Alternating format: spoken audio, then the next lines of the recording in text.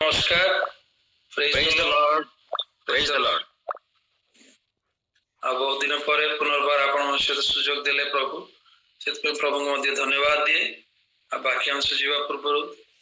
2 minute को प्रार्थना करने चाहे।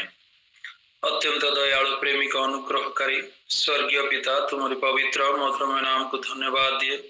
तुम केते जे प्रेम कल अनुग्रह कल दया कल बापा ये सुंदर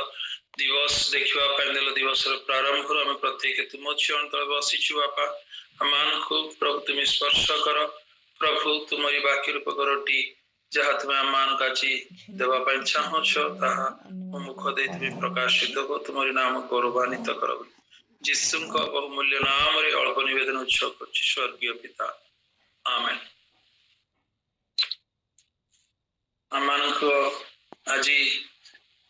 जो समाज चली समाज विषय नहीं कुछ कहवाई चाहे। आज आज अनेक परिवार आम जड़ित अच्छु किंतु आज आम अनेक परिवार मध्य अशांतिकर जीवन अच्छी आमे जदि शांति रे जीवन यापन करने चाहूँ ताहले आम ये 4टी विषय आज जो 4टी विषय कहवाई सम्मुख रखापी चाहूँगी से 4टी विषय प्रति अनेक विषय तो रही किंतु से 4टी विषय प्रति जदि आम ध्यान पूर्वक जदि आम दृष्टिपात करवा तेबे आम जीवन शांति रे परिवार रे शांति समाज रे शांति एटा आम अनुभव करिया आउ ए विषय नहीं आम अति परिचित वाक्यांश जहाँ लिखा जाए पुरातन नियम प्रथम राजावली 21 अध्याय 1 रु 5 पर्यंत पढ़िया चाहे।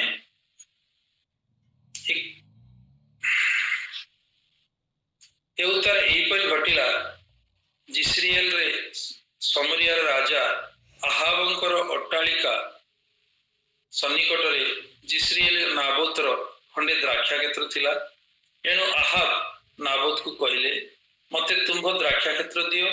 मु ताहा शाख क्षेत्र करिवि कारण ताहा मो गृह निकट रे अछि आ मु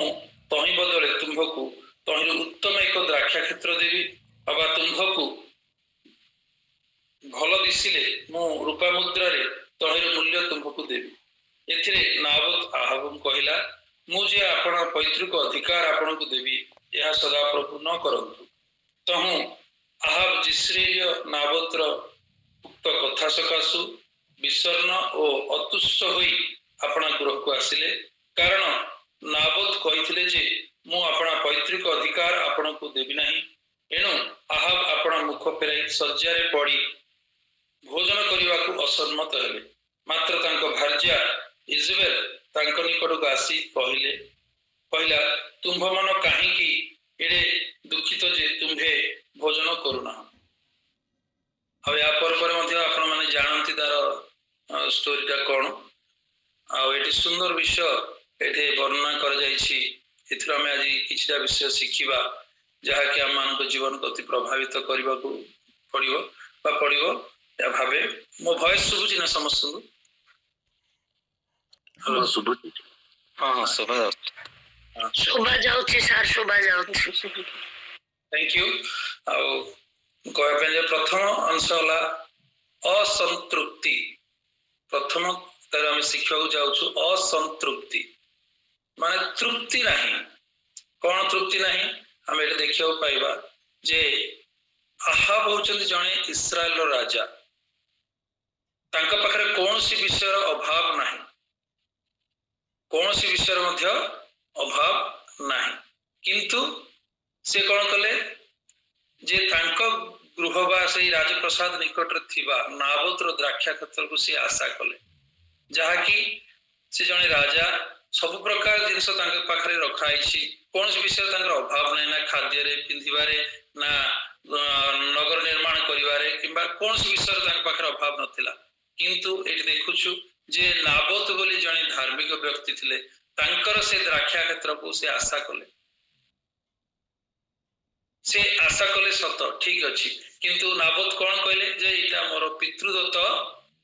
मोर संपत्ति मु तुमको दे पारिबी नाही। सेथि से कौन कहवा कथा किंतु कौन कले से देखुछु जे से अत्यंत अतुष्ट हेले आउ कौन कले विषर्ण बदन ही से कौन कले भोजन पान न करिकी प्रभु से भोजन पान न करी कौन कले गोटे कोणे जाइए शोले एटा ठीक कि असंतृप्त जीवन रो कारण जहाँकि आशा ठार अधिक जोटा अच्छी सम्मुखर अच्छी से जिनस आम आनंद न करी आम मानकर पड़ोशी से घर हो गाड़ी हो किंबा अन्य मानकर कौनसी जिनस को आम जदि आशा करू सेटा अति भूल विषय अटे जोटा कि एठार आमको प्रमाण दउछि जे से मानक पाखरे सब किछि थिला जोटा आहव पाखरे कौन विषय अभाव नथिया सत्वे ये छोट विषय से कहि पारता हाउ ठीक अछि भाई तुम दवनी ठीक अछि मो पाखरे तो अनेक अछि मु सेतिरे संतुष्ट हेबी किंतु से कोन हला छोटिया विषय तांका पाखरे जे चाहिले कोन खाली से गोटे जगह थिला कि अनेक जगह थिला से अनेक भाव रे करि पारथांते जहा चाहिले से करि पारथे जेतु से राजा थिले आ द्वितीय विषय आपण मान सम्मुख रखा चाहे जो आम माने आज जो शिखिलु जे से कौन पाई से देवाई मना कले से आम देखा जहाँ कि गणना तार 36 पदर लिखा जाए जे पितृदत्त जो अधिकार तुम्हें ताहाको विक्रय करना बोले से षष्ठ रूपे वाक्यांश लिखा जाए से अनुसार नाब कौन कले ना मत जो पितृदत्त जमी अधिकार दिया से समय से सुंदर भाव से वाक्यांश वाक्य जो मशादत्त व्यवस्था थिला ताहाको से पालन करके से अति धार्मिक भाव जीवन यापन करथिले तेणु से कहले मते जहाँ मो बापा देइछन मु ताहा तुमको दे परिबी नाइ से सेतिकी मात्र कहले आउ आज आमे देखिबा जे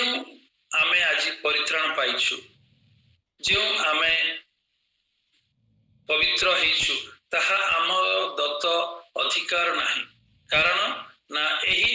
धार्मिकता बा एही परित्राण जो हमको मिली यहाँ आम बजे रखा हम यहाँ कौन सी मते शैतान हस्तरे आम को देवा हम ना कारण यही परित्राण पाइबा स्वयं ईश्वर प्रभु जीशु ख्रीस्ट स्वर्ग अवतीर्ण कर आम निमंते कालवरी क्रूस बहुमूल्य रक्त बहाई जार मूल्य आम सुना रूपा टंका देके आम प्रयोग कर तेणु कौन सी मते ये जो बहुमूल्य आमान को परित्राण वस्त्र मिली जो पवित्र वस्त्र प्रभु आमको देइछंती कौन सी मते आमे यहाँ को विक्रय न करू कौन पाई ना ये देखिलु जेमती आहाब राजा है असंतृप्ति लगी से कौन कले ना अतुष्ट होई मुहमाड़ी भोजन पान न करिकी सोई रहिले से समय कौन करूछु देखुछु जे ताको स्त्री जे कि इजबेल से कौन कहले तुम्हें चिंता करने तुम्हें राजा है कि कहीं देते मन दुख करछ तुम्हें सो से कथा मु बुझीबी बोली कहि कि से कौन कले ना धार्मिक नाबोध को मिथ्या रे अपवाद रचना करिकी से कौन कले तांको संपूर्ण रूपे मारी देकी सेही रक्षा क्षेत्र खंडक तांको पई निजर कले आजिकली आमानक परिवार मध्य रे अनेक स्वामी ठारू स्त्री गुण रे हो बा चालाक हो से अधिक थिले कौन करे ना अपना स्वामी को से कौन करे ना साइड कर दे आउ से करे मु से सब जन सब बुझीबी कहि कि सब क्षेत्र रे कौन ताके स्वामी को से कौन करे ना साइड कर दे किंतु वाक्य रे कौन कहे ना घर रो मुरबी होछंती बा घर रो कर्ता होछंती स्वामी से जेते ये होना काहे कि कौन सी मते स्त्री अपना स्वामी को बा अवहेला न करी तांको साइड न करी संपूर्ण राजनीति घर रे करिवा एटा ठीक नुहे जहा कि हम जिजबेल विषय देखुछु जे से कौन कले आहाब होचंती प्रकृतर से देशर राजा किंतु प्रकृत की राजत्व करथिले जिजबेल करथिले ए प्रकार करिवा द्वारा मध्य आज परिवार रे अशांति निश्चित हबो जहा कि असंतृप्ति गोटे विषय रहिला जहा कि परिवार हम देखुछु से राजा है तांका पाखे सब किछि थाई से तांका जीवन रे असंतृप्ति प्रकाश करबा हेतु से कौन कले ना तांका स्त्री अन्याय रे गोटे धार्मिक व्यक्ति को से मारि देले से प्रकार हम परिवार मध्य रे मध्य जो बहुमूल्य वस्त्र परित्राण वस्त्र परमेश्वर मन देइछंती सेही असंतृप्ति लागि आमे कौन सी प्रकार शैतान को आमानक जीवन को समर्पण न कर द्वितीय विषय देखिबा परिवार मध्य आ गोटे आजिकल समाज रे अति अति अति जो जिनस घटुची सेटा होची अनुमान जनक ऊपर जनकर अनुमान हवा बा संदेह करिबा कौन ना स्वामी ऊपर स्त्री अनुमान स्त्री ऊपर स्वामी अनुमान এই ପ୍ରକାର ଗୋଟେ ବିଷୟ ନେଇ ଗୋଟେ ଉଦାହରଣ ଯାହା ନିଚ୍ଛକ ଏଇଟା ହଉଛି ସତ୍ୟ ଘଟଣା ଆପଣଙ୍କୁ କହିବା ପାଇଁ ଚାହେଁ। ଗୋଟେ ପରିବାର ଥିଲେ, ସେ ପରିବାରରେ ସ୍ୱାମୀ କଣ ନା ବୟସ୍କ ହେଲେ, ସେ ପୂର୍ବରୁ ଚାକିରି କରୁଥିଲେ ଆଉ ଚାକିରି କଲା ପରେ ସେ କର୍ମରୁ ଅବସର ନେଇଥିଲେ, କିନ୍ତୁ ତାଙ୍କ ସ୍ତ୍ରୀ ଥିଲେ ସେ ଚାକିରି ମଧ୍ୟ କଣ୍ଟିନ୍ୟୁ କରୁଛନ୍ତି। ଦିନେ ସେଇ ବ୍ୟକ୍ତି ପାଖରେ ଥିବା ପାଳକଙ୍କ ନିକଟ ଯାଇ ସେ ପ୍ରାର୍ଥନା ଅନୁରୋଧ ଦଉଛନ୍ତି, ଆଜ୍ଞା ମୋ ପାଇଁ ଟିକେ ପ୍ରାର୍ଥନା କରନ୍ତୁ। ସେ ଦାସ କହିଲେ କୋଉ ବିଷୟ ନେଇ ଆପଣଙ୍କ ନିମନ୍ତେ ପ୍ରାର୍ଥନା କରିବି କୁହନ୍ତୁ। ନା ସେ ସେଇ ସମୟରେ ତାଙ୍କର କଥା କହୁଛନ୍ତି, ନା ଆଜ୍ଞା ଏ ବୟସରେ ମୋ ସ୍ତ୍ରୀ ଆସି ମତେ ଚାବି ପକେଇ ଦେଇକି ଆଜ୍ଞା ସେ ଚାକିରିକି ଯାଉଛି। ସେ କହିଲେ ହଉ ଯଦି ଚାବି ପକେଇ ଦେଇକି ଯାଉଛି ସେଥିରେ ତୁମର ଦୁଃଖ କରିବାର କଣ ବିଷୟ ଅଛି? ନା କେତେ ଅନୁମାନ ମୋ ଉପରେ ଦେଖନ୍ତୁ ଆଜ୍ଞା, ସେ ଚାବି ପକେଇ ଦେଇକି ଯାଉଛି। କି ହେଲେ କଣ କରେ ନା ସ୍ୱାମୀ ସ୍ତ୍ରୀକୁ ଚାବି ପକେଇକି ଯିବା କଥା, କିନ୍ତୁ ଏଠି କଣ ହଉଛି ଘଟଣା ନା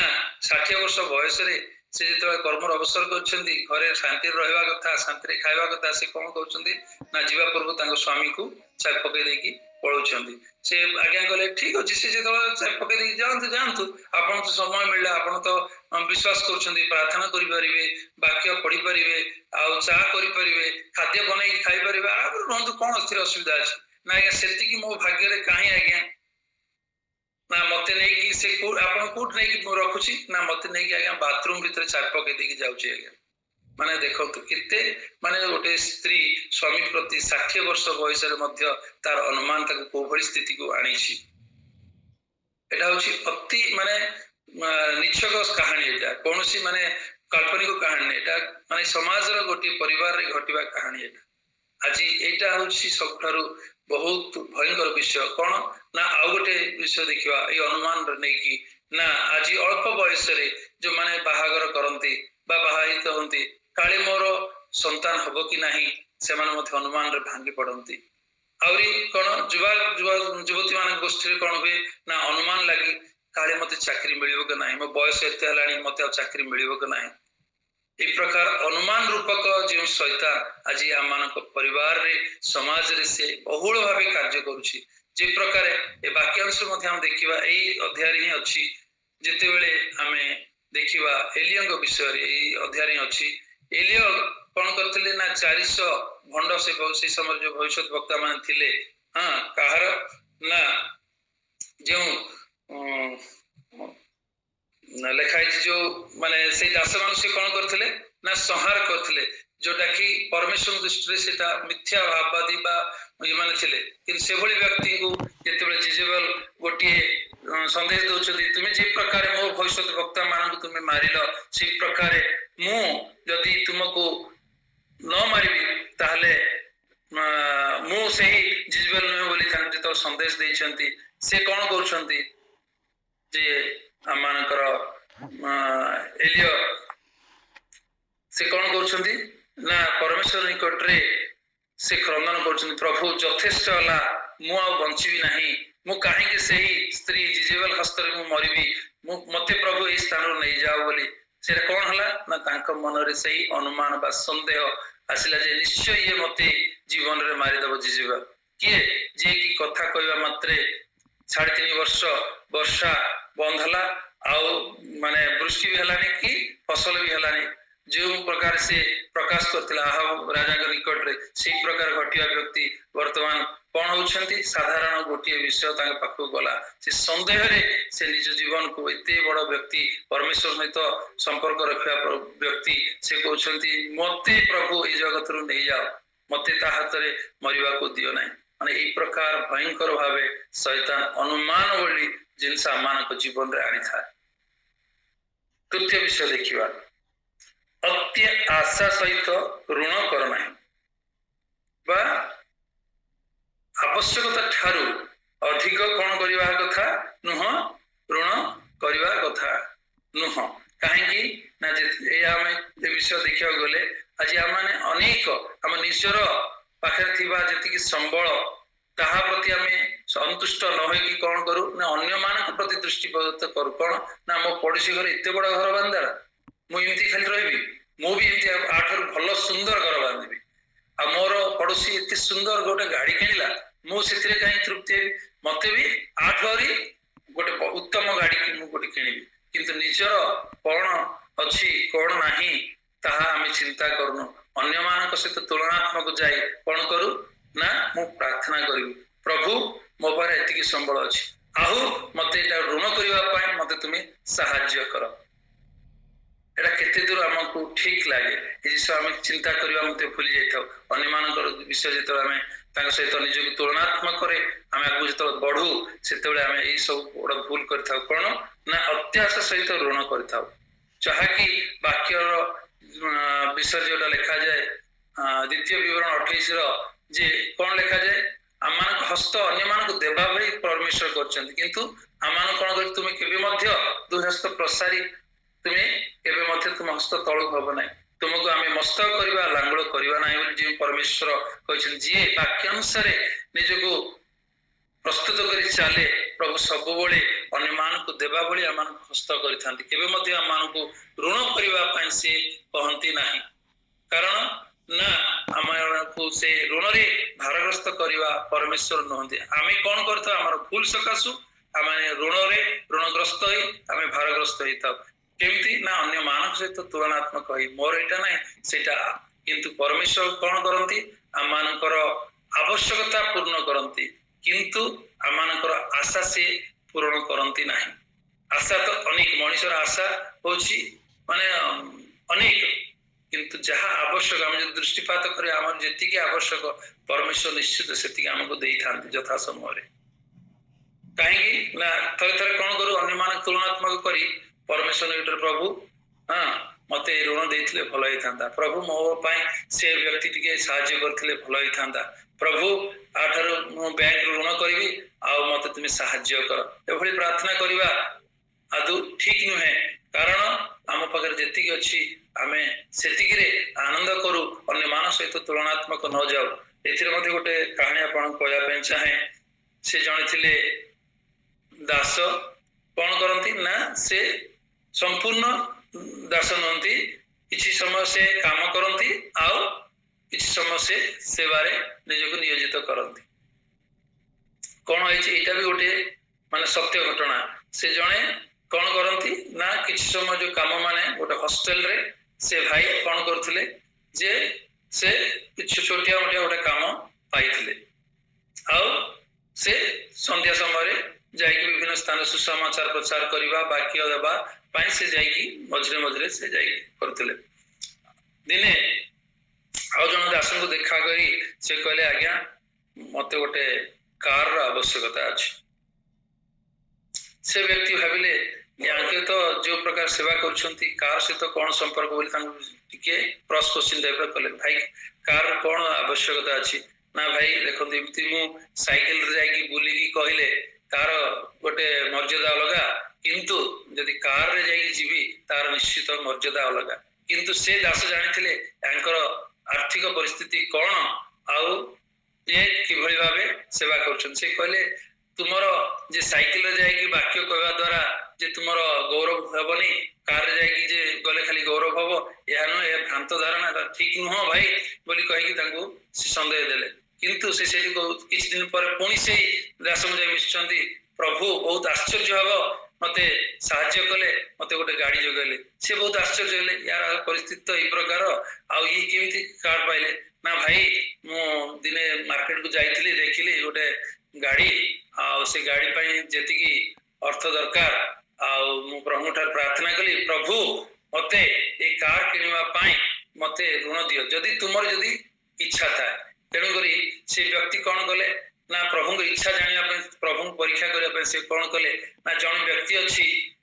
से जे कि कहा को भी से विश्वास करे नाही कि तापर प्रबल पैसा था किंतु कहा को भी से ऋण दिए नाही से कहले मु प्रभु ठार प्रार्थना करिवि आउ तांग निकट देबी से जदी मते पैसा दियंती निश्चय मु से काठी किणी बोली कहि कि से व्यक्ति को पाखु जाई कि जेतेबेले से कहिसंती आ से व्यक्ति कहा तो से दियंती नहीं ऋण किंतु ये कहवा मात्रे से ऋण दे देले एबे एभली भाबे दिन गला किंतु तांकर जो प्रकार परिस्थिति से जो प्रकार छोटो मोटो काम करथिले सेतिरे से समय रे କାର ଋଣ ସୁଝିବା ତାଙ୍କ ପକ୍ଷରେ ସମ୍ଭବ ହେଇନଥିଲା। ଆଉ ଏଭଳି ଭାବେ ସେ କାର ଆଣିଲେ ସତ, କିନ୍ତୁ କିଛି ଦିନ ପରେ କଣ ହେଲା ଯେ ଯେହେତୁ ସେ ଋଣ ସୁଝି ପାରିଲେ ନାହିଁ,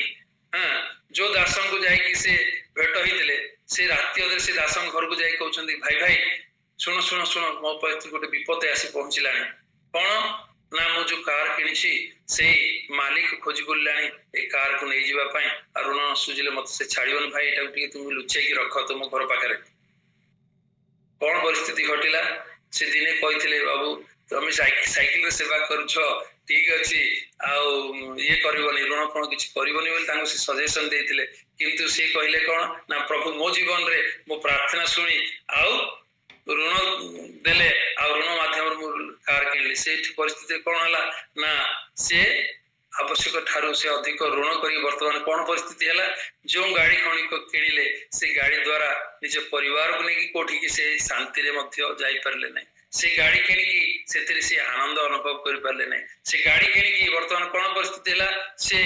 ଲୁଚେଇଲେ, ଲୁଚେଇବା ପାଇଁ ରାତି ଅଧରେ ସେଇ ଦାସ ଘରୁ ନେଇକି ଦେଲେ। ତା ଦ୍ୱାରା ତାଙ୍କ ମନରେ ସବୁବେଳେ ଭୟ ରହିଲା, କାଳେ ଏ ଗାଡିକି ଦେଖିଲେ ସେ ମାଲିକ ପୁଣି ସେ ଗାଡିକି ରାତି ଅଧରେ ଟାଣି ନେବ। ଏଟା ତ ଗୋଟେ କଥା, କାଳେ କୌଣସି ଭୋଜି ବାହାଘରକୁ ଯଦି ସପରିବାର ନେଇକି ଯାଇଛୁ, ସେଇ ଭୋଜି ବାହାଘରକୁ ଯଦି ବାଇଚାନ୍ସ ସେ ବ୍ୟକ୍ତି ଯୋଉ ଋଣ ଦେଇଛି ସେ ବ୍ୟକ୍ତି ଯଦି ଆସିବ ଦେଖିବ ସେଇଠି ସେ କାର୍ଡ ନେଲେ ତାଙ୍କ ପରିସ୍ଥିତି କଣ, ପରିବାର ସମ୍ମୁଖରେ ଅପଦସ୍ତ ହବା କଥା ଛଡା ଆଉ କିଛି ନାହିଁ। ସେଭଳି ଭାବିବା ବିଶେଷ କଣ କଲେ, ଏଭଳି ପରିସ୍ଥିତି ହେଲା ସେ ଗାଡିଟା ସେ ରହି ରହିକି ଖତ ହେଲା, ଆଉ ସେ ଶେଷରେ ସେ କାର୍ଟିକୁ ନେଇକି କଣ କଲେ ନା ଗୋଟେ କବାଡି ଦୋକାନରେ ନେଇକି ବିକିବାକୁ ପଡିଲା। ଦେଖନ୍ତୁ କୋଭଳି ପରିସ୍ଥିତି। କଣ କରୁଛି ମଣିଷକୁ ଆଜି ନା ଯେତିକି ଆମର ଆବଶ୍ୟକତା ପ୍ରଭୁ ନିଶ୍ଚୟ ସେତିକି ଯୋଗାଇବେ। କଣ ନା ଆଶା, ନା ଏଇ ଗାଡି ଚଢିବି ଆଉ ମୁଁ ସେବା କରିବି ଆଉ ମତେ ଲୋକ ମୋର ପ୍ରେଷ୍ଟିଜ ରଖିବେ, ଏହା ଭାବିକି ସେ କଣ କଲେ ଆବଶ୍ୟକତା ଠାରୁ ଅଧିକ ଋଣ କରିକି ଆଜି ସେ ଅନୁଭବ କଣ କରୁଛନ୍ତି ନା ସେଥିରେ ଆନନ୍ଦ କରିପାରିଲେନି, ସେଥିରେ ଶାନ୍ତି ଅନୁଭବ କରିପାରିଲେନି, ତାଙ୍କ ଜୀବନରେ ଭୟ ହିଁ ଭୟ ରହିଲା। ଏଇ ପ୍ରକାର ଭାବେ ତାଙ୍କ ଜୀବନ ବିତିଥିଲା। ସେ ଜଣେ ଦାସ ହେଇକି ଏଇ ପ୍ରକାର ଯେ ପ୍ରକାର ବାକ୍ୟ କୁହାଯାଏ ଯେ ଆମମାନଙ୍କୁ ପରମେଶ୍ୱର ମସ୍ତକ କରନ୍ତି, ଲାଙ୍ଗୁଳ କରନ୍ତି ନାହିଁ। କେତେବେଳେ ସମ୍ଭବ, ଯେତେବେଳେ ଆମେ ବାକ୍ୟ ଅନୁସାରେ ଆମେ ଯେତେବେଳେ ଜୀବନ କାଟୁଥିବା ସେତେବେଳେ ତାହା ସମ୍ଭବ। ଆଉ ଶେଷ ବିଷୟ ହେଉଛି ଆବେଶ। ଆବେଶ ସହିତ ଆମେ, ଆବେଶ ଅର୍ଥ ନା ଅତ୍ୟନ୍ତ କ୍ରୋଧ କରିବା। କ୍ରୋଧରେ ଆମେ ଜର୍ଜରିତ ହେଇକି କଣ କରିଥାଉ, ଅନେକ କଥା କହିବାକୁ ପ୍ରାରମ୍ଭ କରିଥାଉ। ନନଷ୍ଟପଲି ଆମର କଥା ସେ ସମୟରେ ଆସିଥାଏ, ଯାହାକି ଆମ ପରିବାରରେ ଏଇ ଗୋଟେ ବିଷୟ ମଧ୍ୟ ଅଶାନ୍ତିର କାରଣ। ତାର ନେଇକି ଅନେକ ଉଦାହରଣ ଅଛି, ସେ ଉଦାହରଣ ବାଇବଲରୁ ଆମେ ଦେଖିବା। ପ୍ରଥମ ଉଦାହରଣ ହେଲା ମୋଶାଙ୍କ ଜୀବନରୁ। ମୋଶା କଣ କରିଥିଲେ ନା ସବୁ ବିଦ୍ୟାରେ ପାରଙ୍ଗମ ଥିଲେ, ଆଉ ଯେତେବେଳେ ଇସ୍ରାଏଲ ଲୋକମାନଙ୍କୁ ସେ ଦେଖିଲେ ରାଜା ପ୍ରସାଦ ଥିବା ସମୟରେ ଯେ ଏବ୍ରିୟ ଲୋକମାନେ କଣ ଦାସତ୍ୱ ଭାବେ ଆଉ ସେଠି ମିଶରରେ ସେମାନେ ଇଏ କରୁଛନ୍ତି, ସେ ସମୟରେ ତାଙ୍କ ମନରେ ଆସିଲା ନାଇଁ ଏ ଏବ୍ରିୟ ଭାଇ ମାନେ ହଉଛନ୍ତି ମୋ ନିଜର ରକ୍ତ ସମ୍ପର୍କୀୟ ମାନେ, ଏମାନଙ୍କୁ ମୁଁ କଣ କରିବି ସେଇ ମିଶର ଦେଶରୁ ମୁକ୍ତ କରିବି। ସେ ସମୟରେ କଣ ଘଟିଲା ନା ଏବ୍ରିୟ ମିଶ୍ରୀୟ ଯୁବକ ଯେତେବେଳେ ସେମାନେ ଆମର ଷ୍ଟୋରି ତ ଆମେ ଜାଣିଛୁ, ସେ ଦୁଇ ଜଣ ମଧ୍ୟରେ ଯେତେବେଳେ ଝଗଡା ହେଲା ସେତେବେଳେ ସେ କଣ କଲେ, ସେଇ ମିଶ୍ରୀୟ ଲୋକକୁ ବଦ୍ଧ କରିକି ବାଲିରେ ପୋତି ଦେଲେ। ଏ ବିଷୟ ଯେତେବେଳେ ରାଜା ଜାଣିଲେ ତାଙ୍କ ବିରୁଦ୍ଧରେ ଗୋଟେ ରାଜାଜ୍ଞା ଦେଲେ। ସେଇ ସମୟରେ ସେ କଣ ହେଲା ନା କ୍ରୋଧରେ ଯୋଉ ଜର୍ଜରିତ ହେବା ହେତୁ ତାଙ୍କୁ କଣ କରିବାକୁ ପଡିଲା ନା ତାଙ୍କୁ ସେଇ ମିଶର ଦେଶରୁ ପଳାୟନ କରି ଏକାନ୍ତରେ ବାସ କରିବାକୁ ପଡିଲା। ଦ୍ୱିତୀୟ ବିଷୟ ଦେଖିବା ହାମାନଙ୍କ କ୍ରୋଧ। ହାମାନଙ୍କ କ୍ରୋଧ କଣ କଲା ନା ସାଧାରଣ କିଏ ନା ସେଇ ଦାସ ତାଙ୍କୁ କଣ କଲେ, ପ୍ରଣାମ କଲେନି ବୋଲି ସେ କେତେ କ୍ରୋଧରେ ଜର୍ଜରିତ ହେଲେ। କଣ କଲେ ନା ଏବ୍ରିୟ ଲୋକମାନଙ୍କୁ ସମ୍ପୂର୍ଣ୍ଣ ସେ ବିନାଶ କରିବା ପାଇଁ ଯୋଜନା କଲେ ହାମାନ। ମର୍ଦ୍ଦେଖାଇ ଯେ ସାଧାରଣ ସେ ଏବ୍ରିୟ ବ୍ୟକ୍ତି, ତାଙ୍କୁ ଯେହେତୁ ବାଇବଲର ନିୟମ ଅନୁସାରେ ସେ ସମୟରେ ସେ ତାଙ୍କୁ ପ୍ରଣାମ କରୁନଥିଲେ, ଆଉ ଏ ବିଷୟ ସେ ମଧ୍ୟ ତାଙ୍କ ମନରୁ ଉଡିଗଲା। ଆଉ ତାଙ୍କ ଭିତରେ କ୍ରୋଧ କଣ କଲା ନା ଶେଷରେ ତାଙ୍କ ପାଇଁ ମର୍ଦ୍ଦେଖାଇ ପାଇଁ ସେ କଣ କଲେ, ଗୋଟେ ଫାଶୀ କାଠ ପ୍ରସ୍ତୁତ କଲେ। ଆଉ ଶେଷରେ ସେ ଫାଶୀ କାଠ କାହାର ହେଲା ନା ହାମାନଙ୍କର ହେଲା। କ୍ରୋଧ କଣ କଲା ନା ତାଙ୍କୁ ସେଇ ପ୍ରକାର କାର୍ଯ୍ୟ କରିବା ପାଇଁ ପ୍ରବର୍ତ୍ତାଇଲା। ତୃତୀୟ ବିଷୟ ଦେଖିବା କୟିନଙ୍କର କ୍ରୋଧ। କୈନଙ୍କର କ୍ରୋଧ କ'ଣ କଲା ତାଙ୍କୁ ନା ପଳାତକ ବୋଲି ସେ ସମୟରେ ତାଙ୍କୁ ଘୋଷଣା କରାଗଲା। ପରମେଶ୍ୱର ପ୍ରେମରେ ପଚାରୁଛନ୍ତି କୈନ ତୁମ ଭାଇ ହେବଲ କେଉଁଠାରେ? ସେ ସେତେବେଳେ କହୁଛନ୍ତି ମୁଁ କ'ଣ ମୋ ଭାଇର ରକ୍ଷକ ବୋଲି କହିକି ସେ ତାଙ୍କୁ ଯୋଉ ସେ ମାନେ କ୍ରୋଧରେ ଜର୍ଜରିତ ହେଇ ତାଙ୍କ ଭାଇଙ୍କୁ ଯିଏ ସେ ମୃତ୍ୟୁଦଣ୍ଡ ଦେଇଥିଲେ ପରମେଶ୍ୱର ଜାଣିକି ଯେତେବେଳେ ସେ ଜିନିଷ ପଚାରୁଛନ୍ତି ସେ କ'ଣ ହଉଛନ୍ତି ପଳାତକ ହଉଛନ୍ତି କ୍ରୋଧର ପରିଣତି। ଏଠି ଆଉ ଗୋଟେ ବିଷୟ ଦେଖିବା ସ୍ତିଫାନଙ୍କ ବିଷୟରେ। କ'ଣ ନା ସ୍ତିଫାନଙ୍କର ଯେଉଁ ଶତ୍ରୁ ମାନେ ସେମାନେ କ'ଣ କଲେ କ୍ରୋଧରେ ଜର୍ଜରିତ ହେଇ କ'ଣ କଲେ ନା ଧାର୍ମିକ ସ୍ତିଫାନଙ୍କୁ ସେମାନେ ପ୍ରସ୍ତାରାଘାତ କରିକି ମାରିଦେଲେ। ଆଜି ଆମ ପରିବାରରେ ଅନେକ ସମୟରେ ଆମେ କ୍ରୋଧ ଅତ୍ୟନ୍ତ କ୍ରୋଧୀ ହେଇକି ଆମେ କ'ଣ କରିଥାଉ ବିଭିନ୍ନ ପ୍ରକାର ନାନା ମନ୍ଦ ଭାଷା ମଧ୍ୟ ବାହାର କରି ଆମେ ଗାଳିଗୁଲଜ କରିବାକୁ ପ୍ରାରମ୍ଭ କରିଥାଉ। ପ୍ରିୟ ମଣ୍ଡଳୀ ମୁଁ ଏହା କହିବାକୁ ଚାହେଁ କ୍ରୋଧ ସମୟରେ ଆମେ ନିଜକୁ ଯଦି ଦମନ ନ କରିପାରିବା ତାହା ବାକ୍ୟରେ ମଧ୍ୟ ଲେଖାଯାଏ କ'ଣ ନା ଜଣେ ବ୍ୟକ୍ତି କ'ଣ ଲେଖା ହେଇଛି ନା ନଗର ଜୟ କରି ଅପେକ୍ଷା ଯେ ଆପଣା ହୃଦୟକୁ ବା ଆପଣା ମନକୁ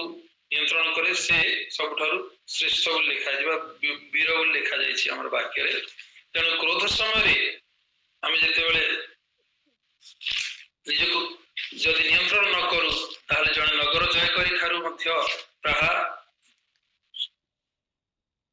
କ'ଣ ହୁଏ ନା